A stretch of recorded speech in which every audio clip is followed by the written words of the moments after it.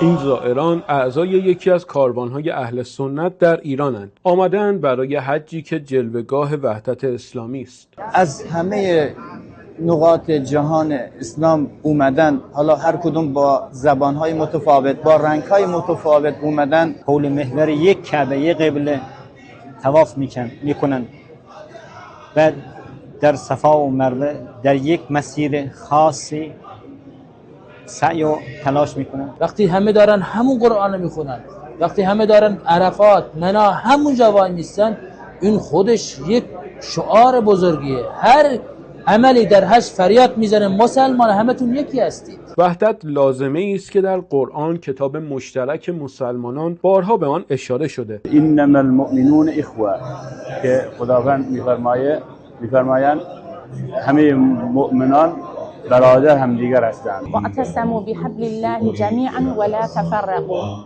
میگه که همه شما به یک ریسمان چنگ بزنید و از همدیگه متفرق نشوید. ان هذه امتكم امه واحده، همه شما یک ملت هستین، همه شما به عنوان یک برادر دینی هستین. حج موسمی است که مسلمانان در آن یک رنگ میشوند، به دور از تفرقه. دشمنانی که امید اختلاف را بین مسلمانان دارند، وقتی که این جلوه را ببینن، این عظمت و این همدلی کنار همگرایی مسلمانان را اگر ببینن، قطعا اونا هم مایوس میشن. ولی خداوند گفته اگه اختلاف پیدا کنید زیر دست کفار و زیر دست مشرکین خواهید شد. یک چیزی باعث میشه که این اتحاد همبستگی ایجاد بشه و اون ریسمان اسلام هست و اون بیت الله هست و اون حضرت محمد و کتابمون قرآن هست.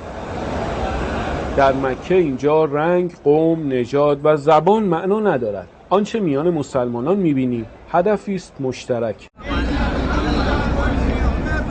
سید محسن حسینی، مکه مکرمه.